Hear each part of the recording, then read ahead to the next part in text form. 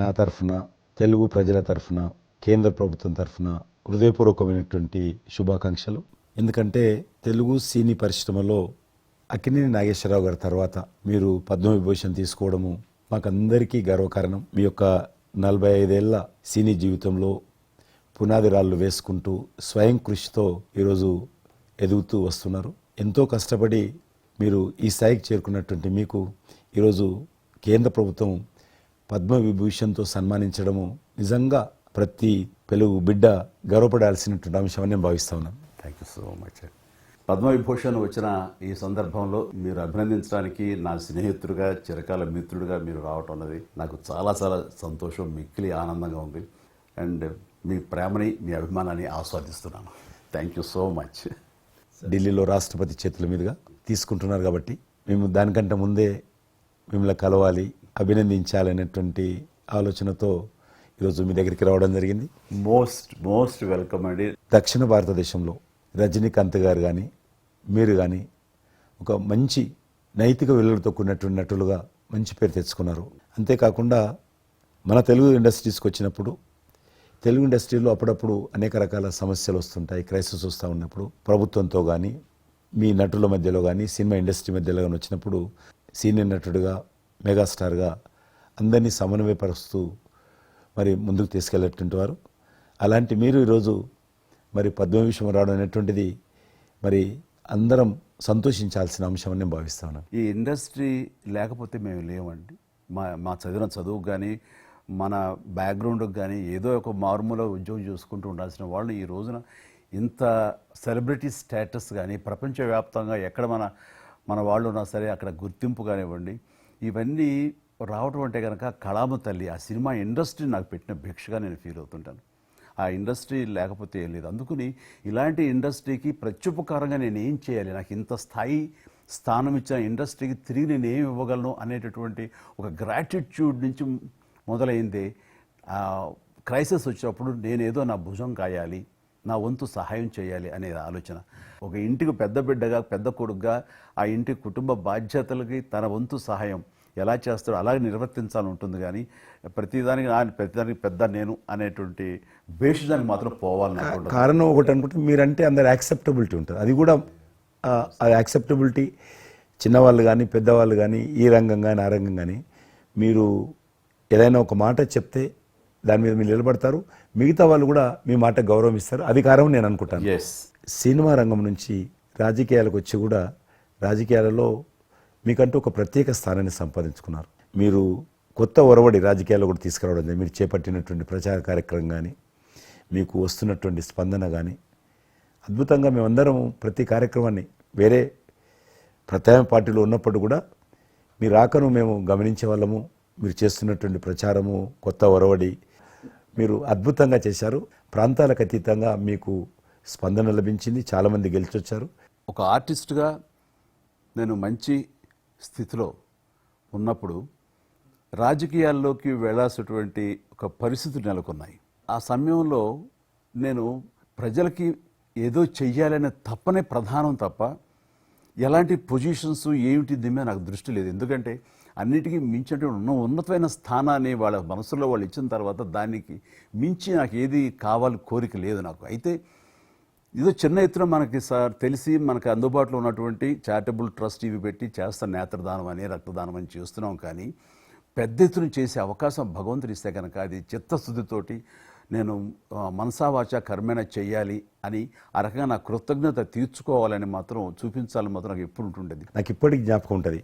ఇది అంతకుముందు ఒకటే ఉండేది, ఇలా పెట్టినప్పుడల్లా ప్రతిసారి మీరే జ్ఞాపకం వస్తారు నాకు. ఇంత కీన్ అబ్జర్వేషన్. రాజకీయంగా ఉన్నప్పుడు మాత్రం నాకు ఎనలేని సంతృప్తి ఎక్కడ లభించిందంటే ముఖ్యంగా ఇప్పుడు తమరు చేస్తున్నటువంటి శాఖ ఉంది కదా టూరిజం, అది నేను మీకంటే కొంచెం ఒక స్టెప్ ముందుగా దాన్ని నేను అవి నిర్వర్తించినప్పుడు ఆ శాఖలో మంత్రిగా నాకు పొందినటువంటి అనుభూతి కానీ లభించిన సంతృప్తి కానీ అంతా ఇంత కాదు. ఆ రకంగా మాత్రం రాజకీయాలకు వస్తే ఇంత చేయొచ్చా అనేది మాత్రం నాకు సుస్పష్టంగా నాకు అనుభవపూర్వకంగా తెలిసొచ్చింది మంత్రిగా ఉన్నప్పుడు టూరిజానికి. అది అలా అలా వెళ్ళి ఆఖరికి ఒక కల్నరీ ఇన్స్టిట్యూట్ అనేది నాకు అవకాశం తిరుపతిలో నేను వెళ్ళాను. అద్భుతమైనటువంటి ఇన్స్టిట్యూట్ అది. అంటే క్షమించాలి, అది ఇనిషియేట్ చేసి తీసుకురావడం వరకు నేను చేసి ఇంకా ప్లానింగ్ అంతా మీరు ఉన్నప్పుడే జరిగింది. అంతా జరిగింది. రాబట్టడానికి ఎంత కృషి చేశానంటే అంతా ఇంత కాదు, అది మనకు రాకుండా పోయే పరిస్థితులు ఉన్నాయండి. ఆ టైం లోపల ఒక మినిస్టర్నా ఒక సూపర్ స్టార్నా అన్ని పక్కన పెట్టేసి ఆ ప్లానింగ్ కమిషన్ చైర్మన్ ఉండేవారు మౌంటిక అహ్లూవాలియా, ఆయన దీన్ని వద్దు, మనకి ఇది వైబుల్ కాదు, ఇది ఫీజిబుల్ కాదు అంటే కనుక కాదని ఆయన గుమ్మందరికి వెళ్ళిపోయి చేతులు కట్టుకుని ఇది ఓకే చేయండి సార్, దీని ఆవశ్యకత అంతా కాదు. ఇండియాలో ఉన్నటువంటి ఎన్ని రకాల స్టేట్స్ ఎన్ని రకాల కల్చర్స్ ఉన్నాయో అన్ని రకాల వంటకాలు ఉండేటటువంటి దేశం మందే. అది నేర్పించే ఒక ఇన్స్టిట్యూషను ఈ రోజున మనకి కావాలి, అదే కల్నరీ ఇన్స్టిట్యూట్. అది మనకు వచ్చింది, దాన్ని మనం నిలబెట్టుకోవాలి. ఇది గొప్ప అవకాశం, ఎంతోమందికి ఉద్యోగం ఇవ్వటమే కాదు మన కల్చర్ని కూడా మనం నిలబెట్టుకోవడం అవుతామంటూ ఆయనతో పోరాడి కన్విన్స్ చేసి ఓకే చేసి ఇక్కడ రాష్ట్ర ప్రభుత్వం అంటే ఆ రోజున ఉన్న రాష్ట్ర ప్రభుత్వం ఒప్పించి రేణుగుంటలో 17 ఎకరాల దాకా చేయించి ఇంకా పెట్టేస్తున్నాం, ఇక మనం స్టోన్ వేస్తున్నాం ఇక్కడ అని అనుకున్న సమయంలో ఈ రాష్ట్ర విభజన సమయంలో నేను రిజిగ్నేషన్ టెండర్ చేసి వచ్చింది. అయితే ఫైల్ సంతకం అన్నీ అయిపోయినాయి. దాని తర్వాత ఇమ్మీడియట్గా వచ్చిన కేంద్ర ప్రభుత్వంగా మీరు దాన్ని ఇంప్లిమెంట్ చేసి ఈరోజు రేణుగుంటలో అది మీరు చాలా అద్భుతంగా ఉన్నదండి. ఇంకా దాన్ని ఈ మధ్యలోనే 2 రోజుల క్రితం ఈ మధ్య నేను మా సెక్రటరీని పంపించాను. మళ్ళీ దాన్ని ఇంకా రిక్రూట్మెంట్ కానీ ఇంకా రీడెవలప్మెంట్ కానీ ఇంకా ఏ రకంగా డెవలప్, ఇప్పుడు ఆల్రెడీ మేము ఎస్వి యూనివర్సిటీతో టైప్ చేసుకుంటున్నాము, టీటీడీ వాళ్ళతో టైప్ చేసుకుంటున్నాము, కొన్ని స్టార్ హోటల్స్తో టైప్ చేసుకుంటున్నాము. ఆ రకంగా ఇంకా మీరు ఏదైతే ఆలోచన ఉండనో మీ ఆలోచన ప్రకారం దాన్ని ముందుకు ముందుకు తీసుకెళ్తాం. మీరు రాజకీయాలు ఉన్నా సినిమా రంగంలో ఉన్నా కూడా కల్మషం లేనటువంటి వ్యక్తి అని నేను భావిస్తాను. ఎవరిని పల్లెత్తు మాట అన్నారు, ఇంట్లో అన్నారు అనుకుంటే బయట అన్నారు అనుకుంటాను. పార్టీ పెట్టినప్పుడు కూడా ఎవరన్నా అక్కడక్కడ రాజకీయంగా అన్నా కానీ మీరు వ్యక్తిగతంగా అందరూ గౌరవిస్తారు ఈరోజు ఏ పార్టీలు ఉన్నప్పుడు కూడా. నేను అది ముందస్తుగా చూసింది మీలో కిషన్ రెడ్డి గారు. మిమ్మల్ని మనస్ఫూర్తిగా చెప్తున్నాను, అసెంబ్లీలోకి నేను అడుగుపెట్టినప్పుడు నేను కొత్తవాడిని. నా వెనకాల ఆల్రెడీ ఒకసారి ఎమ్మెల్యేగా చేసి రెండోసారి ఎమ్మెల్యేగా ఉన్న కిషన్ రెడ్డి గారు నా పక్క సీట్లో ఉండేవారు. ఇటు పక్క ఇంకొకరు జయప్రకాష్ నారాయణ గారు, ఆయన ఇటు పక్క చంద్రబాబు నాయుడు గారు, మరో పక్కేమో వైఎస్ఆర్, అందరూ ఉండేవాళ్ళు. వీళ్ళందరూ మాట్లాడుతుంటే, వీళ్ళందరూ రాజకీయ ఉద్దండులు మాట్లాడుతుంటే అందరిని చూస్తుండేవాడిని.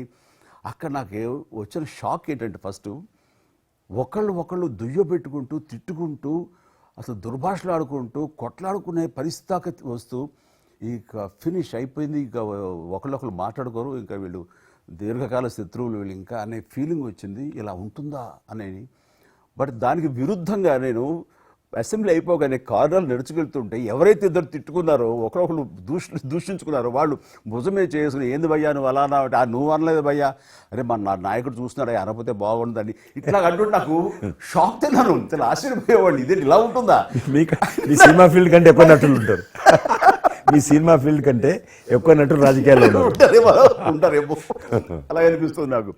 అక్కడ అలాంటి పరిస్థితుల్లో ఒక నిబద్ధతతోటి ఇష్యూ బేస్డ్గా మాట్లాడుతూ తను అనుకున్నవి నిర్దిష్టంగా చెప్పగలిగేటటువంటి నాయకుల్లో మిమ్మల్ని అబ్జర్వ్ చేశాను. మీరు ఎక్కడ ఎవరిని దుర్భాషలాటం నేను చూడలేదు, ఎవరిని పౌరుషంగా మాట్లాడటం చూడలేదు, ఎవరిని ఎద్దేవా చేయటం రెడిక్యూల్ చేయడం నేను చూడలేదు. మీరు ఎంతసేపు ఇష్యూ బేస్డ్గా మాట్లాడేవాళ్ళు, స్ట్రాంగ్ వాయిస్ చేసుకుని మీరు అనుకున్నది అది ఎంత కరెక్టు, ఎలా అన్యాయం జరుగుతుంది అని ఆ ప్రజలకి మద్దతుగా ప్రజల తరపున నిలబడి మాట్లాడిన నాయకుడుగానే మిమ్మల్ని చూశాను. నేను ఇప్పటికీ అలాగనే ఉన్నాను. అవును, మా పార్టీలో ఉన్న కొంతమంది కానీ బయట ఉన్నటువంటి వాళ్ళు కానీ కొంత మీడియా విలేకరులు కానీ నువ్వు ఆ రకంగా మెత్తగుంటే లాభం లేదు, ఇప్పుడు రాజకీయాలలో నువ్వు కూడా పరుషంగా మాట్లాడాలి, వ్యక్తులను చాలా గట్టిగా మాట్లాడాలి అంటారు. కానీ నేను అదే అంటాను, నేను ఇప్పుడు మారలేను, నాకు అవసరం కూడా లేదు, నేను ఇలానే ఉంటాను. నేను గతంలో ఏ రకమైనటువంటి వాజ్పేయి గారు, లాల్ కృష్ణ అద్వానీ గారు, మా తెలంగాణలో మా వి రామారావు గారు, వెంకయ్యనాయుడు గారు, దత్తాత్రేయ, ఇదంతా నాకు నేర్పారు వాళ్ళు. నేను చిన్నగా ఉన్నప్పుడు నా చేయి పట్టుకొని నడిపారు వాళ్ళు. కాబట్టి నేను ఏ రోజు కూడా చిన్న పొరపాటు చేయకూడదనేటువంటి దాంట్లో ఉన్నాను. నేను ఎప్పుడన్నా రాస్తారోకో చేసేవాళ్ళం. రాస్తారోకే మాకు వి రామారావు గారిని సిక్కిం గవర్నర్ ఉండే ఎమ్మెల్సీ, ఆయన వెంటనే ఫోన్ చేసేవాడు. నువ్వు ఎక్కడన్నా పోతున్నప్పుడు ఎవరన్నా రాస్తారోకే చేస్తే ఒక 2-3 గంటలు ట్రాఫిక్ జామ్ అయితే నీకెంత బాధ అవుతుంది. కాబట్టి నువ్వు రాజకీయ నాయకుడు అయినంత మాత్రాన రోడ్డు ఆపేసి ప్రజలను ఇబ్బంది పెడితే ప్రజలకు మేలు చేయాలనుకుంటున్నావా, ప్రజలు ఇబ్బంది పెట్టాలనుకుంటున్నావా, ఈ రకంగా ప్రశ్నించేవాడు.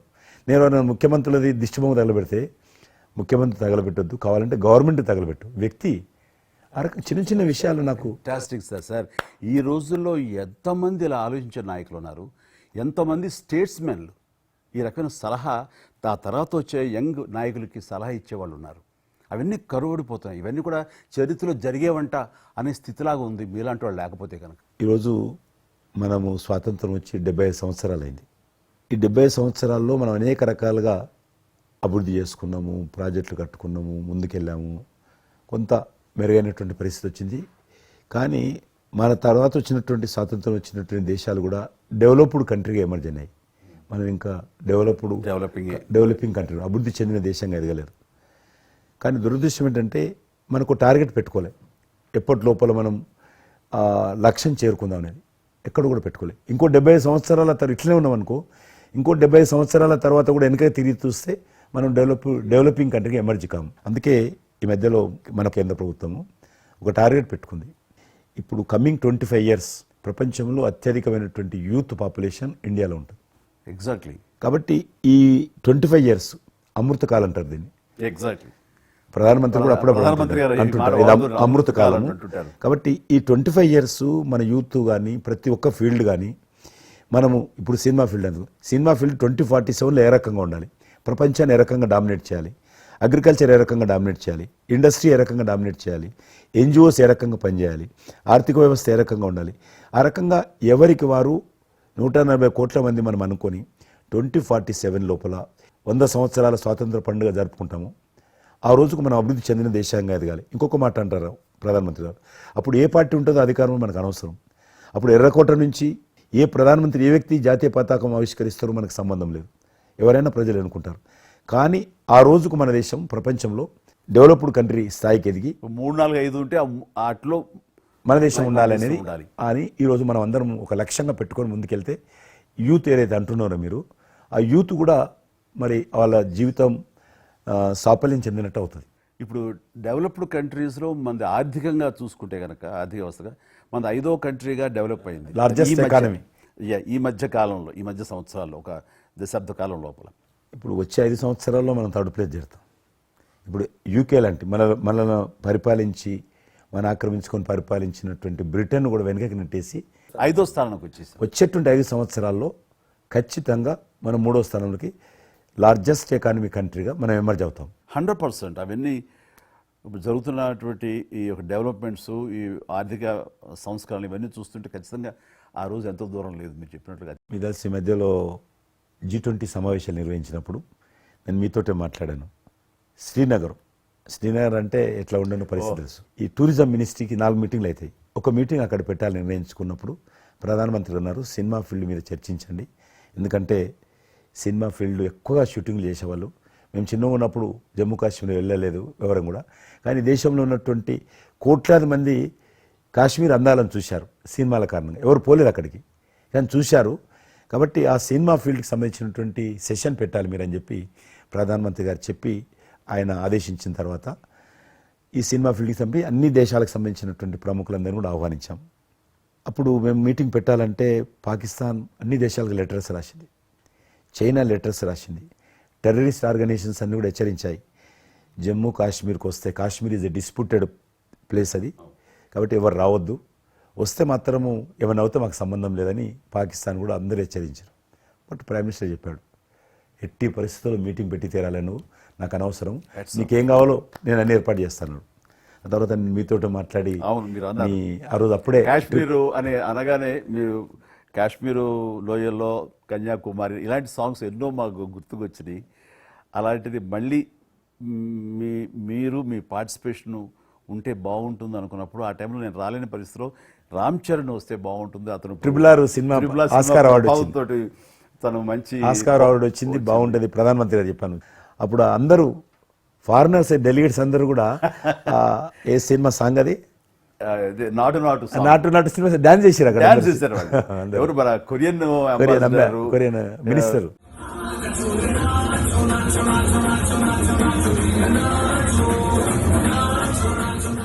అలాగే ఇంకొక జర్మన్ అంబాసిడర్స్ చాలా మంది కింద మీరు చూసింది కొద్దిమందిని కింద చాలా మంది చేశారు ఆ పాట పెట్టి చేసినప్పుడు. సో ఇప్పుడు మీకు మనవి చేస్తున్నాను, లాస్ట్ 2023లో ఇప్పుడు ఆ ఆర్టికల్ 370 తెలిగించిన తర్వాత 23 కానీ 22 కానీ ఆల్మోస్ట్ మోర్ దెన్ 300 పిక్చర్స్ అవి మరి ఓటీటీ సినిమాలు కావచ్చు, టీవీ సీరియల్స్ కావచ్చు, మన సినిమాలు కావచ్చు, కొన్ని బయట దేశాలకు సంబంధించినటువంటి సినిమాలు కూడా ఆల్మోస్ట్ 300 పిక్చర్స్ షూటింగ్ జరిగాయి అక్కడ లాస్ట్ 2 ఇయర్స్లో. మళ్ళీ తిరిగి మీ ప్రభావంతో ఆయన నరేంద్ర మోడీ గారి చొరవతోటి ఇలాగా G20 కల్చర్ ముఖ్యంగా టూరిజం సంబంధించి సినిమాలను ఎంకరేజ్ చేస్తూ మీరు తీసుకున్న చొరవ, అందులో రామ్ చరణ్కి మీరు ఇచ్చేటువంటి ప్రాధాన్యత ఇవన్నీ కలిపినప్పుడు ఫస్ట్ నా వైఫ్ తన ఫ్రెండ్స్ తోటి ఎక్కడికి వెళదాం ఈ హాలిడే అంటే వాళ్ళ ఫ్రెండ్స్ అందరూ కలిపి కాశ్మీర్కి వెళ్ళారు. అన్నిటికీ మించి మన భారత జాతీయ జెండా రెపరెపలాడుతున్నారు. మీకు తెలుసలేదు, మా పార్టీ తరఫున మాకు మురళీ మనోహర్ జోషి గారు ఉండేవారు, పార్టీ అధ్యక్షుడు అద్వానీ గారి తర్వాత. ఆయన కన్యాకుమారి నుంచి కాశ్మీర్ వరకు యాత్ర తీశాము. ఏంటో తెలుసా డిమాండ్? అక్కడ శ్రీనగర్లో జాతీయ పతాకం ఎగరడం, దానికోసం ఉద్యమం. చూడండి, ఒక జెండా ఎగరడం కోసం. ఆడికి మిలిటరీ మధ్యలో, పోలీస్ ఫైరింగ్ల మధ్యలో ఒక జెండా, మేము జమ్మూ కాశ్మీర్ కానీ ఆపేశారు మమ్మల్ని. అక్కడ నుంచి విమానం, మిలిటరీ విమానంలో తీసుకుపోయి ఆయన ఒక్కరిని అక్కడ జెండా ఎగిరినట్టు చేసి మనం తీసుకొచ్చారు. దల్ లేక్ అని ఉంది అక్కడ, ఉన్నది కదా. మొన్న 15th ఆగస్ట్, ఇంతకుముందు 15th ఆగస్ట్ ఏదైతే మనము 70 సంవత్సరాల పండుగ జరుపుకున్నాము, 50,000 మంది అమ్మాయిలు అబ్బాయిలు స్కూల్ పిల్లలు అందరూ చేతులలో 3 రంగుల పతాకాలు పట్టుకొని దల్ లేక్ చుట్టూ ఊరేగింపు చేశారు. అది మార్పు. ఇంకొకటి నాకు సంతోషం ఏంటంటే, మీరు రాజకీయాలకు రాకముందే మీకంటూ ఒక ప్రత్యేక స్థానం సర్వీస్ యాక్టివిటీలో చిరంజీవి చారిటబుల్ ట్రస్ట్ చాలా పెద్ద ఎత్తున చేయడం అనేటువంటిది నిజంగా అది చాలామందికి ఆదర్శమైంది.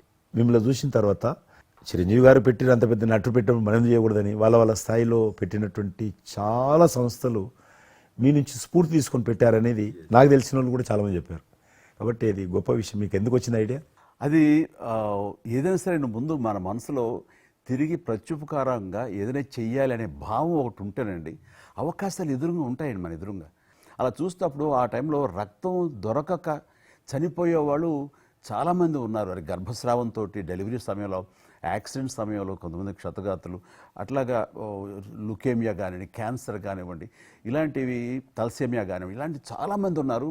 ఇంతమంది జనాభా ఉన్న ఈ దేశంలో రక్తం ఇచ్చేవాళ్ళు లేకుండా పోయారు.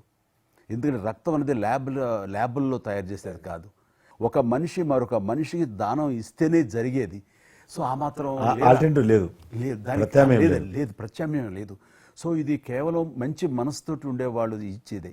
వాళ్ళు మోటివేట్ చేయాలంటూ నేను ఏం చేస్తానంటే, నా ఫ్యాన్స్ని ఫస్ట్ మోటివేట్ చేద్దామని దీని ఆవశ్యకత చెప్పడం కోసంగా షార్ట్ ఫిల్మ్స్ కానివ్వండి, ఎక్కడ పెడితే అక్కడ నేను ఇవ్వటం మొదలుపెట్టేసరికి ఈ రోజున రక్తం ఇవ్వటం కోసంగా ముమ్మరంగా ముందుకు రాగలుగుతున్నారు అంటే దాన్ని ఇనిషియేట్ చేసింది, దానికి ముందస్తుగా దాన్ని మోటివేట్ చేసింది నేను అని చెప్పుకోవడానికి నాకు గొప్ప విషయం అండి. కానీ మీరు ఒక ఉద్యమంలాగా తయారు చేశారు దాన్ని, ఒక మూమెంట్ లాగా తయారు చేసి machine. Hats off to my fans and motivate అయిన ధర్మాత్ములు, మంచి మనసు ఉన్న వాళ్ళు ఎంతోమంది ముందుకు వచ్చారు. వాళ్ళందరికీ కూడా ఈ సందర్భంగా చేతులెత్తి నమస్కరిస్తాను. ఇక్కడ మీ గురించి నేను ఇంకోటి విన్నాను, మీరు ఏదైతే నా సేవా కార్యక్రమాల గురించి మీరు ప్రస్తావించారో అదే సమయంలో నేను కోవిడ్లో కూడా నేను కొంచెం యాక్టివ్గా ఉండి మా కార్మికులకి సంబంధించి 3 నెలల పాటు 4 నెలల పాటు నా మిత్రుల సహకారంతో నేను కొంత అమౌంట్ తోటి సినిమా ఫీల్డ్ లో పనిచేస్తున్నటువంటి ఆఫీస్ బాయ్ నుంచి మొదలు పెడితే టెక్నీషియన్స్ వరకు కూడా మీరు చాలా పెద్ద ఎత్తున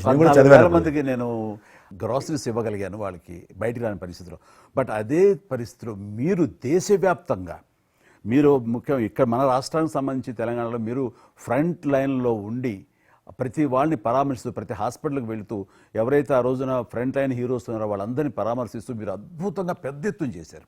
అదే కాకుండా మన ఇండియా లెవెల్లో మీరు corona command control room, corona command control room మీకు మీ ఆధ్వర్యంలో జరిగింది.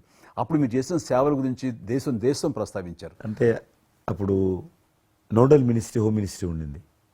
ఏమైనా డైరెక్షన్స్ దేశానికి ఇవ్వాలన్నా, రాష్ట్ర ప్రభుత్వాలకు ఇవ్వాలన్నా, లాక్డౌన్ ఎక్కడ పెట్టాలి, ఎక్కడ పెట్టకూడదు, ఎప్పుడు పెట్టాలా, లాక్డౌన్లో ఏ స్థాయికి వెళ్ళాలా, అన్నీ కూడా హోమ్ మినిస్ట్రీ ఇచ్చేది. నేను అప్పుడు హోమ్ మినిస్ట్రీలో ఉన్నాను. ప్రజలకు రోజువారీ అవసరమైనటువంటి 24 మినిస్ట్రీస్ ముగ్గురు జాయింట్ సెక్రటరీస్ ఒక్కొక్క మినిస్ట్రీ నుంచి 8 గంటల చొప్పున హోల్ నైట్ టు డే 24/7. 24/7 ఆ బ్యాచ్ కరోనా కంట్రోల్లో కూర్చోవాలి. ఆ రకం కూర్చున్నప్పుడు దానికి యాజ్ ఎ మినిస్టర్గా నన్ను ఇన్ఛార్జ్ పెట్టారు ప్రధానమంత్రి గారు, అమిత్ షా గారు. చాలా అద్భుతంగా నేను కూడా ఆల్మోస్ట్ 1.5 మంత్ ఆఫీసులోనే పడుకున్నాను. మిలిటరీ విమానాలలో ఆక్సిజన్ పంపించాను, మీకు తెలుసు. మిలిటరీ విమానాలు చాలా ఒక విమానం ఢిల్లీ నుంచి ఆక్సిజన్ తీసుకొని వస్తే గ్రీన్ ఛానల్ ద్వారా హైదరాబాద్ సికింద్రాబాద్ స్టేషన్ వచ్చేంత వరకు కూడా ఎక్కడ ఆగకపోయేది. అంత నెట్వర్క్ గ్రీన్ ఛానల్ అంటారు. ఆ రకంగా విమానాల ద్వారా నేను గాంధీ హాస్పిటల్కి ఆల్మోస్ట్ 12 సార్లు పోయాను లోపలికి. ఎవరైతే వెంటిలేటర్ మీద పేషెంట్స్ ఉంటారో నేను బుక్ ఒకటి ప్రింట్ చేశాను. వెంటిలేటర్ మీద పేషెంట్ దగ్గరగా మాట్లాడాను. దేవుడి మీద భారం ఇచ్చి తిరిగాను. ఆ రకంగా ఎందుకు వెళ్ళానంటే ఏదో పబ్లిసిటీ కోసం కాదు. డాక్టర్లు పనిచేస్తున్నారు, ఆడ నర్సులు పనిచేస్తున్నారు, మోరల్ సపోర్ట్ ఇవ్వడం కోసం. ఆడ శానిటేషన్ సిబ్బంది పనిచేస్తారు, క్లీన్ చేయడం. వాళ్ళు పనిచేస్తున్నప్పుడు మనం వాళ్ళని గాలికి వదిలేసి మీరు పని చేయండి, మేము రాజకీయ నాయకులము, మేము ఇళ్ళల్లో ఉంటాము, మేము రాము అని కూడా దాన్ని బట్టి నేను లోకల్గా ప్రజాప్రతినిధిని, ఎంపీని అని చెప్పి మా ఇంట్లో భయపడుతున్నా, అందరూ భయపడుతున్నా. ప్రెస్ వాళ్ళందరూ వచ్చేవాళ్ళు. ప్రెస్ వాళ్ళందరినీ గేట్ కాడ బయట మెయిన్ గేట్ కాడ ఆపేవారు. ఇక నేను పోయేవాడిని, మొత్తం చూసేవాడిని. ఆ సూపరింటెండెంట్ కూడా నాతో పాటు లోపలికి వచ్చేవాడు ధైర్యం చేసి నేను వెళ్ళినప్పుడు. ఆ రకంగా పూజారులు ఉంటారు దేవాలయాలలో. పూజారులు కూడా చాలా పేదవాళ్ళు ఉంటారు, మీకు తెలుసు. వాళ్ళకు దేవాలయాన్ని క్లోజ్ అయినాయి కదా. ఆ టైంలో పూజారులు అందరికీ గ్రాసరీస్ పంపించడము, మీలాంటి వాళ్ళ దగ్గర పెద్దవాళ్ళ దగ్గర సాయం తీసుకొని మా కార్యకర్తలకు పంపించడము, పోలీస్ స్టేషన్లో పోలీసుకు పంపించడము, హోంగార్డ్స్ పంపించడము. ఈ రకంగా నేను కూడా కొద్దిగా గొప్ప చేశాను. ఇక్కడ మా వాళ్ళతోటి కలిసి నా కాన్స్టిట్యున్సీ చూసి ఈవెన్ నా పార్టీలో ఉన్నటువంటి నాకు పనిచేసినటువంటి పేద కుటుంబాల కార్యకర్తలకు కూడా గ్రాసరీస్ పంపించాను నేను. ఆ రకంగా కూడా వర్కౌట్ చేశాను. మీ కుటుంబంలో కూడా చాలామంది మీకు బంధువులు సినిమాలు వచ్చారు. అందులో ఇద్దరు ప్రముఖంగా మీ అబ్బాయి చరణ్ గారు కావచ్చు, మీ సోదరుడు పవన్ కళ్యాణ్ గారు కావచ్చు. వాళ్ళిద్దరిట్లో మీకు నచ్చిన సినిమా ఏముంటుంది? పవన్ కళ్యాణ్ సినిమాల్లో నాకు తొలి ప్రేమ ఒకటి చాలా ఇష్టం, బద్రీ ఇష్టం, అలాగే జల్సా అనే ఇంకో సినిమా, అత్తారింటి దారేదైతే చాలా నేను చూశాను అది. అవి తను చేసినవి సినిమాలైనా అన్నీ కూడాను అద్భుతమైన సినిమాలే, 1-2 తప్ప. అండ్ చరణ్ రెండో సినిమా మగధీర నభూతన భవిష్యత్. మీరు అసెంబ్లీలో నాకు వచ్చి చెప్పారు, ఏది మగధీర రిలీజ్ అయిన రోజు ఉన్నారు మీరు, జ్ఞాపకం ఉందో లేదు మీకు? కరెక్టే కదా, మీరు షేర్ చేశారు. చాలా బాగా నడుస్తుంది మా అబ్బాయిది, మంచి అదే టైంలో మీరు అసెంబ్లీలో కూడా చెప్పారు మాకు, మామూలుగా మాట్లాడుతున్నారు. మగధీర చాలా అద్భుతంగా వచ్చింది చిరంజీవి అని మీరు ఎంత సంతోషపడిపోయారో. మీకు రాజకీయంగా మీ తదనంతరం లేదా మీతో పాటు మీ బంధుగణంలో కానీ మీ బంధువులో కానీ మీరు ఎంకరేజ్ చేసిన మీ శిష్య వర్గంలో కానీ ఎవరైనా ఉన్నారా? అంటే నేను మా కుటుంబం నుంచి ఎవరిని ప్రోత్సహించలేను. ఎవరన్నా ఇష్టం ఉంటే వాళ్ళు రావాలి ఫ్యూచర్లో, నేను ప్రోత్సహించలే ఎవరిని కూడా. నాకు పార్టీలో గ్రూప్ అంటూ లేదు. అందరూ పార్టీ కార్యకర్తలందరూ నా గ్రూపే, పార్టీయే నా జెండా. ఆ రకంగా నేను ఎవరిని వ్యక్తిగతంగా నా మనిషిని ప్రోత్సహించుకోవడము, లేకపోతే మా కుటుంబ సభ్యులను ప్రోత్సహించడం అనేటువంటిది, ఎవరైనా రాజకీయాలు అంటే వాళ్ళ స్వేచ్ఛ, మనం బలవంతంగా తీసుకొచ్చి నిలబెట్టారు అనేది నేను జనాలు కూడా అనుకోలేదు ఇప్పటివరకు అయితే. ఈ ఫ్యూచర్ ఏమైతే చెప్పలేను ఇప్పటికైతే. మీరు ఒక గ్రూపు, నా కార్యకర్తలు నా గ్రూప్ అని మీరు అంటే నాకు ఒక విజువల్, ఒక ఫోటోగ్రాఫ్ గుర్తుకొస్తుంది. మీరు వైట్ హౌస్ ముందు మీరు కొంతమంది కార్యకర్తలు అలా ఉన్నారు, కానీ వాళ్ళు నిశ్చితంగా చూస్తే నరేంద్ర మోడీ గారు ఉన్నారు ఆ టైం లోపల. మీకు అప్పటి నుంచి కూడా నరేంద్ర మోడీ గారితో సత్సంబంధాలు ఉండేవా? అద్వానీ గారు ప్రెసిడెంట్ ఉన్నప్పుడు 1994లో నేను అప్పుడు యూత్ వింగ్లో పనిచేస్తున్నాను. American council of young political leaders, అది యుఎస్ గవర్నమెంట్ ఏజెన్సీ. వాళ్ళు ఏం చేసేవాళ్ళంటే కొన్ని ముఖ్యమైనటువంటి దేశాల నుంచి అప్పుడప్పుడు యూత్ డెలిగేషన్, పొలిటికల్ పార్టీకి సంబంధించినటువంటి యూత్ డెలిగేషన్, యంగ్ లీడర్స్ అంటారు, యంగ్ లీడర్స్ని పిలిచి మా దేశం ఏ రకంగా అభివృద్ధి చెందుతుందో మీరందరూ చూసి మీరు మీ దేశాల్లో మాకు దేశం గురించి ప్రచారం చేయాలి, వాళ్ళ కాన్సెప్ట్ అది. అద్వానీ గారు ముగ్గురిని సెలెక్ట్ చేశారు. నన్ను హైదరాబాద్ నుంచి, తెలంగాణ ఉమ్మడి రాష్ట్రం ఆంధ్రప్రదేశ్ నుంచి, కర్ణాటక నుంచి అనంత్ కుమార్ అని చనిపోయారు, మినిస్టర్ ఉండేవాడు, సివిల్ అవియేషన్ మినిస్టర్ ఉండేవాడు, కల్చర్ మినిస్టర్. ఆయన చనిపోయారు మధ్యలోనే. అక్కడ గుజరాత్లో ఆర్గనీ పార్టీకి సెక్రటరీ ఉండేవాడు నరేంద్ర మోడీ గారు, అప్పుడు మినిస్టర్ కాదు ఇంకా మా ముగ్గురిని సెలెక్ట్ చేసి ఢిల్లీకి పిలిచి ఇట్లా మీరు పార్టీ తరఫున పోవాలి అని చెప్పి, నన్ను కూడా నువ్వు పోవాలన్నప్పుడు నాకు పాస్పోర్ట్ లేదు, నాకు చాలా చిన్న ఏజీ, ఫ్లైట్లో మొదటిసారి పోయినా నేను. తొందర రమ్మంటే మా పార్టీ ఫ్లైట్ టికెట్ ఇస్తే పోయాను. మాట్లాడినాక వారు చెప్పారు మీరు ముగ్గురు అని కూర్చున్నాక ఇంటి ముందోటి కటింగ్ షాప్ ఉంది. నరేంద్ర మోడీ గారి గడ్డ ఉంది, నాకు గడ్డ ఉంది, చిన్నోని మీరు ఇద్దరు క్లీన్ షేవ్ చేసుకురా అన్నాడు. నరేంద్ర మోడీ ఇంటి మా అమ్మ పోయిన క్లీన్ నాకు చూపించాలన్నాడు. మళ్ళీ వచ్చి మళ్ళీ పోయి క్లీన్ షేవింగ్ చేసుకుని నరేంద్ర మోడీ గారు మేము ఇద్దరం, ఎందుకనంటే అయినా మీరు పార్టీ రిప్రజెంట్ చేయడం లేదు, మీరు ఇండియాని రిప్రజెంట్ చేస్తున్నారు, టైంకి రావాలా, టైం పోవాలని చెప్పి మమ్మల్ని పంపించిన తర్వాత నరేంద్ర మోడీ గారు మీరు చూడండి ఆ ఫోటోలో ఆయన సంఖ్య ఒక బ్యాగ్ ఉంటుంది. ఆ బ్యాగులో పుస్తకము పెన్ ఉంటుంది. మేము రాజులాగా పుస్తకం లేదు, పెన్ లేదు, మేము పోతుంటే అందులో భాగంగానే వైట్ హౌస్ లోపల రాణించేవాళ్ళు చాలా దూరంకి వెళ్ళి, కానీ చూపించేవాళ్ళు బయట ఉండే కొంత అమెరికా ఇది వైట్ హౌస్ అక్కడ కనిపిస్తుంది, అందులో అది ప్రెసిడెంట్ రూము, ఇక్కడ కనిపిస్తుంది కిచెను, ఇది కాన్ఫరెన్స్ హాలు. బయట నుంచి అందరు చెప్పేటోళ్ళు చాలా మంది ఉండేవాళ్ళు. గైడర్స్, టూరిస్ట్ గైడ్స్ ఉంటారు కదా, వాళ్ళు చాలామంది అక్కడ పోతే చెప్పేవాళ్ళు. ఆ రకంగా అక్కడ దిగినటువంటి ఫోటో అది. ఎందుకు రిలీజ్ చేశానంటే ప్రధానమంత్రి గారు అయిన తర్వాత నాకు ఫోన్ చేశాడు, కిషన్ ఏమన్నా మీ దగ్గర ఫోటోలు ఉన్నాయా? ఆయన దగ్గర లేవు పాపం. ఓకే, నాకు ఫోన్ చేశాడు. నేను ఎమ్మెల్యే క్వార్టర్స్లో అవన్నీ ఫోటోలు తీసినాక ఇంత కట్ట ఉండే కానీ అన్నీ అంటుకొని ఒకటి మనకు తెలియదు కదా, మొత్తం పాడిపోయినాయి. 8 ఫోటోలు దొరికినాయి. అందులో ఏదో ఒకటి దొరికింది బోటు థమ్స్అప్ తాగుతూ. అప్పుడు థమ్స్అప్ తాగొద్దని కూడా తెలియదు, ఇది మల్టీనేషనల్ కంపెనీ అటువంటి ఏం లేదు అప్పుడు. బోట్ నడిపిస్తున్న ఫోటో ఇవన్నీ కూడా కొన్ని దొరికితే పంపించాను. ఆయన ఏ వైట్ హౌస్ ముందు అయితే నేను ఫోటో దిగాను గేట్ కాడ, ఈరోజు అదే వైట్ హౌస్ ఆహ్వానం మేరకు వైట్ హౌస్ లోపలికి వెళ్తున్నానని ఆ ఫోటో రిలీజ్ చేశాడు. Excellent experience. ప్రైమ్ మినిస్టర్ ఆ ఫోటో బయటకు ఆ ఫోటో బయటకు వచ్చింది. ఆ రోజు ప్రైమ్ మినిస్టర్ గారు అయిన తర్వాత అమెరికాకి వెళ్తున్న రోజు రిలీజ్ చేసిన ఫోటో అది. మీరు మాకు ఒక మాట ఇచ్చారు, మీరు మన ఆఫీస్ ఏదైతుందో టూరిజం ఆఫీసు ఢిల్లీలో నేను వస్తాను, మన ఇద్దరం ఒకసారి విన్నామని అన్నారు. కానీ మీ ఒత్తిడి కారణంగా మన ఒత్తిడి కారణంగా జరగలేదు. ఇంకా అది రేపు ఎలక్షన్స్ తర్వాత మళ్ళీ అది చెప్పలేము కాబట్టి అది అది కాకుండా మీరు నాకు ఇంకా జ్ఞాపకం ఆఫీస్లో ఉన్నప్పుడు నాకు గర్వం ఫీల్ అవుతాను. ఎందుకంటే మీరు పెట్టిపోయినటువంటి ఫోటోలు ఇండియాకి సంబంధించినటువంటి టూరిజం డెస్టినేషన్ యొక్క ఫోటోస్ ఏవైతున్నాయో అవి ఇంకా ఆ రకంగానే ఉన్నాయి. నేను అడిగిన ఎవరు పెట్టారంటే చిరంజీవి గారు పెట్టారంటారు. డ్రైవర్ కూడా మీకైతే డ్రైవర్ ఉండను, అతను ఇప్పుడు నా దగ్గర ఉన్నాడు, రణధీర్. మీకు చెప్తుంటారు సార్ మై చిరంజీవి సాబ్ కभी मैं ही साहब ड्राइवर मैं ही चलाता उनका गाड़ी ఢిల్లీ में आज आपको मैं चला रहा हूं साहब అంటాడు. ఇంకా ఉన్నాడు పాపం. చాలా సీనియర్ అండి అతను, చాలా మంచివాడు. మన ఉమ్మడి ఆంధ్రప్రదేశ్ ఉన్నప్పుడు మనం ఇండియాలోనే మనమే ఆరోగ్యశ్రీని ప్రారంభించామన్నది నాకు తెలిసినటువంటి వాస్తవం. ఆ తర్వాత మిగతా రాష్ట్రాలు కూడా వ్యాపించింది అనేది చాలా ఇది. అలాంటి ఆరోగ్యశ్రీకి కిషన్ రెడ్డి గారే ఆద్యులు, అంకురార్పణ చేసిన వాడు అని బయట బాగా వినికిడి ఉంది. ఆ తర్వాత ప్రభుత్వాలు పికప్ చేస్తాయి. అది ఎందుకు, ఎలాగా, అది మీరు ఎట్లా ఇనిషియేట్ చేశారు ఆరోగ్యశ్రీ అనేది? 2004 నేను ఎమ్మెల్యే అయినప్పుడు పేరున్న మందకృష్ణ మాదిక్ గారు, ఆయన వాళ్ళకు సంబంధించినటువంటి ఎస్సీ వర్గీకరణ మీద పోరాటం చేస్తూనే సామాజిక సమస్యల మీద కూడా పోరాటం చేసేవారు. దివ్యాంగులకు పెన్షన్ పెంచాలని ఆయన తిరుగుతున్నప్పుడు ఈ అనేక జిల్లాలలో గుండె జబ్బులు ఉన్నటువంటి పిల్లలు జన్మించేవాళ్ళు. వాళ్ళకు ఆ రోజు ఒక ఆపరేషన్ చేయాలంటే 10 లక్షలు, 12 లక్షలు, 13 లక్షలు అయ్యేది. పేదవాళ్ళకి అది అవకాశం ఉండేది కాదు. చాలామంది చనిపోయేవాళ్ళు కూడా. అప్పుడు రాజశేఖర రెడ్డి గారు ముఖ్యమంత్రిగా ఉన్నారు.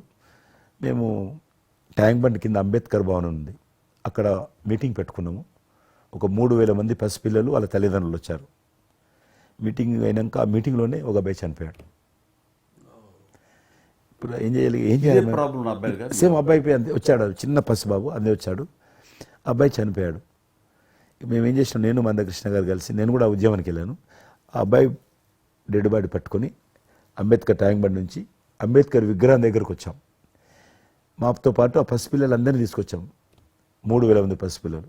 అంబేద్కర్ ట్యాంక్ బండ్ దగ్గర అంబేద్కర్ విగ్రహం మొత్తం ఆ పిల్లలు వాళ్ళ తల్లిదండ్రులు కూర్చున్నాం, డెడ్ బాడీ పెట్టుకొని కూర్చున్నాం.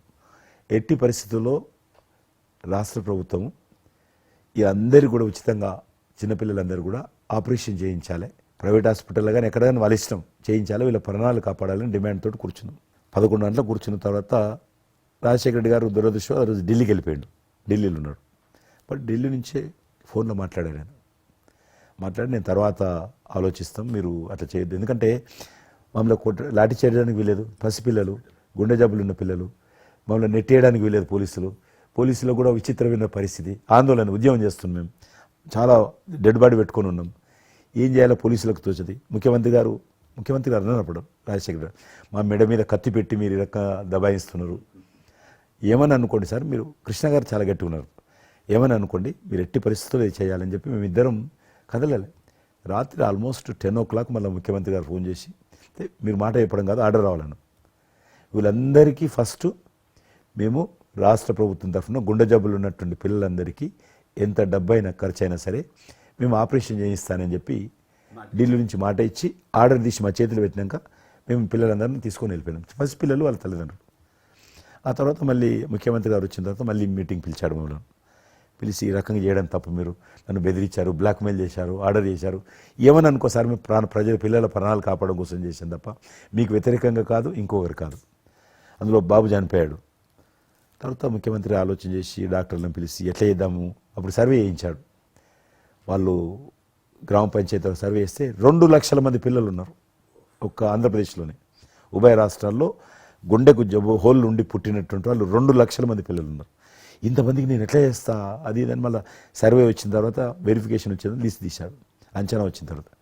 అప్పుడు ఆయన ఇన్సూరెన్స్ ఏదైనా చేద్దామా అని, ఆయన డాక్టర్ కదా ఒరిజినల్గా, ఆయన డాక్టర్ వృత్తి, చదువుకున్నది MBBS అయినా, ఆయనకి ఈ విషయం బాగా తెలుసు కాబట్టి ఏం చేద్దామని ఆలోచన చేసి అప్పుడు ఇన్సూరెన్స్ పథకం ఆ పిల్లల కారణంగా, గుండె జబ్బులు ఉన్నటువంటి పిల్లల కారణంగా ఆ 2 లక్షల మందికి పిల్లలు ఇన్సూరెన్స్ చేయాలన్న వచ్చినటువంటి ఆలోచనే ఈ ఆరోగ్యశ్రీ పథకం. అలా మీరు ఇనిషియేట్ చేసినటువంటి ఈ ఆరోగ్యశ్రీ కానివ్వండి, ఇది నిజంగా ఇలాంటి సామాజిక స్పృహ అనేది రాజకీయంగా ఆలోచిస్తే వచ్చేది కాదండి. ఇది మానవతా విలువలతోటి, మానవత్వంతో ఆలోచించారు కాబట్టి ఈ రోజున అది సఫలీకృతం కాగలిగింది. భారతదేశంలోనే అది ఒక అందరూ ఆచరించేటువంటి గొప్ప పథకం అయింది. అది ఎంతమంది లబ్ధి పొందుతారో వాళ్ళందరూ బ్లెస్సింగ్స్ మీకు ఉండాలి. అసెంబ్లీలో ఉండగా నాకు ఒక రిప్రజెంటేషన్ ఇచ్చారు. ఈ హోమ్ గార్డ్స్ గురించి మీరు తీసుకున్న శ్రద్ధ, మీరు పడ్డ తపన కానీ అంతా ఇంత కాదు. అండ్ అది మీరు ఈ రోజున వాళ్ళకి ఏదైనా లబ్ధి చేకూరిందంటే దానికి కూడా నాంది పలికిన వాడు కిషన్ రెడ్డి గారు. 3,000 జీతం ఉండేది సార్ వాళ్ళకు, కుటుంబము. వాళ్ళు 12 గంటలు, 13 గంటలు, 14 గంటలు ఇప్పుడు ట్రాఫిక్ చేస్తుంటారు కదా, వాళ్ళు 12 గంటలు దుమ్ము ధూళి ఎండలో వాళ్ళు ఇట్లా ఏలు పెడితే మొత్తం మన చేయి నల్లగవుతుంది, అంత మట్టి కాలుష్యంతో ఉంటారు వాళ్ళు. రోజు వాళ్ళు ఇచ్చే బట్టలు తెల్ల షర్ట్ వేసుకోవాలి, వాళ్ళు కాకి ప్యాంట్ వేసుకోవాలి. ఉదయం వేసుకునే షర్టు 2 గంటలలో కలర్ మారిపోతుంది. మనం ఇచ్చేటువంటి 3,000 రూపాయలు అలా డ్రెస్ ఉతకడానికే సరిపోతుండే. అందుకే కిషన్ రెడ్డి గారు మీరంటే ఎందుకు గౌరవం అంటే, మీరు రాజకీయ లబ్ధి గురించి ఎప్పుడు చూసేవాళ్ళు కాదు, మీ కాన్స్టిట్యున్సీకే పరిమితమైన మీరు ఎప్పుడు కాదు, విస్తృతంగా అందరికీ లబ్ధి చేకూరే విధంగా తీసుకున్నారు. కాబట్టి అలాంటి మీకు ఆ బలం, మీ వాయిస్కి ఆ స్ట్రెంగ్త్ అలాగా, ఎందుకంటే మీ ఆశయంలో ప్యూరిటీ ఉంది, మీ ఆశయంలో చిత్తశుద్ధి ఉంది మీ ఆచరణలో. కాబట్టి మీలాంటి నాయకుల వల్లనే అవుతుంది ఏదైనా సరే. జనవరి 22 నాడు నేను టీవీలో చూశాను, మీరు అయోధ్యలో రామమందిర నిర్మాణంలో మీ దగ్గర కెమెరాలు పెట్టడము, మీరు కామెంట్ చెప్పడము, మిమ్మల్ని పిలవడము, మీరు పోవడము, మీరు ఆ రోజు టీవీలో దేశమంతా అన్ని టీవీలు మాట్లాడాయి. మీకు మీరు ఏ రకంగా ఫీల్ అనిపించింది మీకు? అది హనుమాన్ని ప్రార్థించే ఆయన మా కులదైవంగా చూసిన మాకు రామచంద్రుడు ఆ నామమే మాకు ఒక రకమైన గొప్ప స్ఫూర్తి మాకు. అలాంటి రాముడు మమ్మల్ని ఆహ్వానించినట్టుగా అనిపించిందండి. అది అక్కడ 500 సంవత్సరాలుగా ఎన్నో అక్కడ ఉన్నటువంటి ప్రాబ్లం అనేది అది సునాయాసంగా చేయటం అన్నది అది ఆయన వల్లనే అయ్యింది, నరేంద్ర మోడీ గారు తలుచుకోబట్టి అయ్యింది అనేది. అలాంటి దానికి మేము ఆహ్వానించబడటం అనేది అది మేము చేసుకున్న అదృష్టం, మా పుణ్యం. చాలామంది అందరము భయపడ్డాం ఏమైపోతుందో దేశంలో, గొడవలు అయితే మత కళాలు జరుగుతుందేమో. కానీ అదృశ్యం ఏంటంటే ముస్లింలు కూడా చాలామంది సానుకూలంగా. ఇక్కడ నేను ఒక విషయం చెప్పాలి, నేను రామ మందిరం నుంచి నా హోటల్ ఉంది అక్కడ. ఆ హోటల్కి వెళ్ళడానికి నేను కారు హైర్ చేసుకున్నాను మా ఫ్యామిలీ. అది ముస్లిం డ్రైవర్. సో ఈ రోజున ఇంత కాంట్రవర్షియల్ ఈ ప్లేస్లో ఈ రోజున టెంపుల్ కట్టడంపై మీరందరూ ఎక్కడో కొంత అసంతృప్తితో ఉండుంటారు కదంటే. కాదండి, ఈ రోజు నుంచి మా టెన్షన్ రిలీవ్ అయిపోయింది, మేము చాలా రక్షణతో ఉన్నాం అన్న ఫీలింగ్ ఉంది. ఎంత హిందూ కాన్వర్జేషన్ అండి. ఇక్కడ 144 సెక్షన్ ప్రివేల్ అవుతూ ఏ రోజున ఏం గొడవలు జరుగుతాయి, ఎక్కడి నుంచి ఏ ఘర్షణలు జరుగుతాయి, స్కూల్కి వెళ్ళి మా బిడ్డలు వస్తారా వెళ్తారా అనే టెన్షన్లో ఉండేవాళ్ళం మేమంతా. అండ్ అలాంటి ఘర్షణలో వాళ్ళు ముస్లిమ్సా లేకపోతే హిందూసా అని ఏం చూడరు కదండి, ఎవరు అందరూ సఫరర్సే. అలాంటి పరిస్థితులు ఇప్పుడు నెలకొన్న సమయంలో ఎలాంటి గొడవలు లేకుండా ముందు ఒక నిర్ణయం తీసేసుకున్నారు. ఎస్, రామ మందిరం కట్టేసారు, అయిపోయింది. ఇక్కడి నుంచి లిఫ్ట్ చేసేసారు 144 సెక్షన్, ఇంకేం లేదు, అన్నీ సజావుగా సాగిపోతాయంటే మాకు సెక్యూరిటీ ఫీలింగ్ వచ్చింది, మా బిడ్డలకు రక్షణగా ఉంది, మాకు ఇంకేమి కాదన్న భరోసా వచ్చింది మాకు. వీఆర్ సో హ్యాపీ అని ఒక ముస్లిం సోదరుడు అన్నారు. ఇప్పుడు అదే మీరు ప్రస్తావిస్తున్నారు. ఇప్పుడు చాలామంది ముస్లిమ్స్ వెళ్తున్నారు చూడడానికి, దర్శనం చేసుకోవడానికి. ఒక అమ్మాయి అయితే బాంబే నుంచి నడుచుకుంటూ వచ్చింది, 22nd చేరుకుంది అక్కడ అమ్మాయి. ఓకే, నేను ఉన్నాను వెనకనే ధైర్యాన్ని ఇచ్చేటువంటి మన ప్రధాని గారు, ఈ భారత ప్రభుత్వం ఇవన్నీ కలిపి దోహదపడ్డాయి. అందుకని ఆయన ఒక మాట అన్నారు అయోధ్య టైంలో, మొన్నటిదాకా టెంట్లో రాముడిని చూసాం, ఇంకా రావుడికి ఆ పరిస్థితి లేదు, ఆయన ఒక పర్మనెంట్ స్ట్రక్చర్లో ఉంటాడు అని అన్నప్పుడు అందరూ మంచి రెస్పాన్స్ ఇచ్చారు, బాగా రెస్పాండ్ అయ్యారు. అట్లాగా ఈ రోజున ఆయన తీసుకున్న ప్రతి కార్యక్రమం కూడాను ఒక మత సామరస్యాన్ని సూచిస్తుంది. దానికి నేను ఒక విషయం కూడా చెప్తాను, మీరు చెప్పారు కదా, నేను ఎలక్షన్ ప్రచారానికి 2019లో కానీ అంత ముందుగానే వెళ్ళేవాడిని. డిఫరెంట్ రీజన్స్ మా పార్టీకి సంబంధించి కావచ్చు, ఇతరత్ర కావచ్చు. మేము వెళ్తున్నప్పుడు ముస్లిం సమాజాన్ని బస్తీలు కూడా వస్తాయి కొన్ని. మేము ఎంత మైకులు పెట్టుకొని డ్రమ్ కొట్టుకుంటూ పోయినా కూడా ఒక్కరు కూడా బయటకు వచ్చేవాళ్ళు కాదు.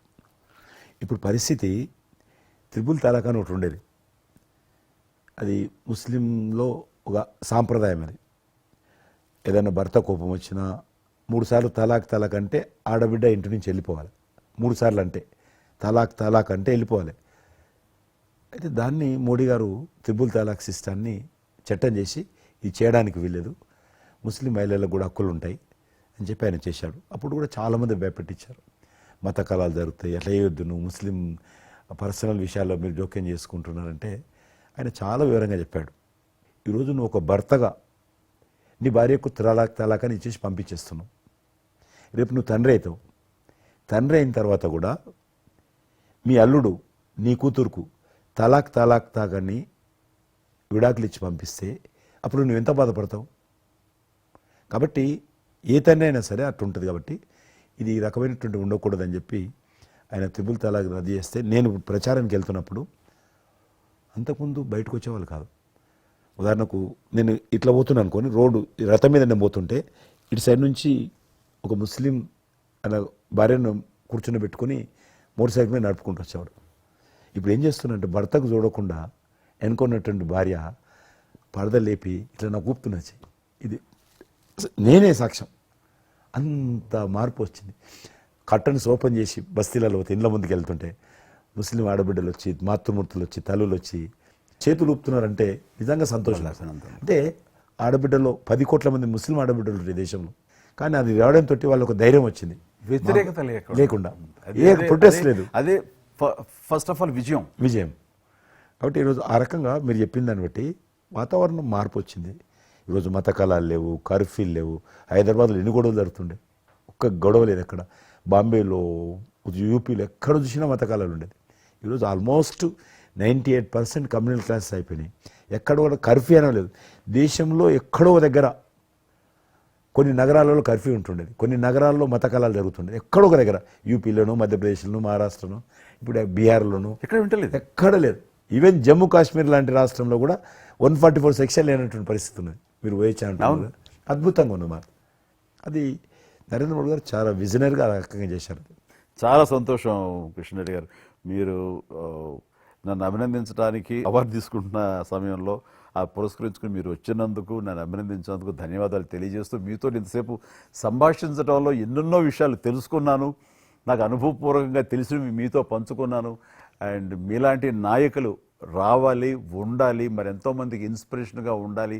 మీ ఆశయాలు, మీ ఆచరణలు, మీ సమస్య పరిష్కార మార్గాలు, అలాగే మీ నాయకుల యొక్క ఆయన ఆశయాలు, ఆయన యొక్క మార్గదర్శకంగా మీ ముందుండి మిమ్మల్ని ముందు నడిపించే విధంగా, తద్వారా అందరూ కలిసి భారతదేశాన్ని మీరు చెప్తున్నట్టుగా అభివృద్ధి చెందిన దేశాల్లో ఒక దేశంగా పెట్టే స్థితికి మనం వెళ్ళాలనే ఆశాభావం మీ అందరితో పాటు నాకు ఉంది. అండ్ మరొకసారి మీకు ధన్యవాదాలు. తప్పకుండా మీరు జీవితంలో ఇంకా మరెన్నో మెట్లెక్కాలి, ఇంకా మీకు మంచి భవిష్యత్తు ఉంది. ఇటు సినిమా రంగానికి సేవ చేయాలి, అటు సమాజంలో కూడా సేవ చేసేటువంటి అనేక రకాల, సమాజం అంటే ఒక రాజకీయాలే కాదు, అనేక రకాలుగా మీరు చేస్తూ ఉన్నారు ఇప్పటికీ. కాబట్టి రేపు భగవంతుడు ఏం చేస్తారు ఎవరి చేతిలో లేదు. కాబట్టి మీరు నిండా నూరేళ్ళు ఉండి ఈ దేశానికి, ఈ ప్రజలకు సేవ చేయాలని నేను మనస్ఫూర్తిగా కోరుకుంటూ మరొకసారి పద్మవిభూషణ్ అందుకుంటున్న సందర్భంగా మీరు నా హృదయపూర్వకమైనటువంటి శుభాకాంక్షలు. Thank you. అలాగే మీకు ఈ ఎన్నికలు విజయవంతం కావాలని మనస్ఫూర్తిగా కోరుకుంటూ, ఖచ్చితంగా మీరు మళ్ళీ ఏ మినిస్ట్రీలో ఉంటారో, ఎక్కడ ఉంటారో అనేది నాకు మన చేతుల్లో లేదు. తెలుస్తుంది. అండ్ వచ్చి మిమ్మల్ని అలా కలుస్తాను నేచర్ మాట ప్రకారం. ఆల్ ద వెరీ బెస్ట్ అండి. Good luck.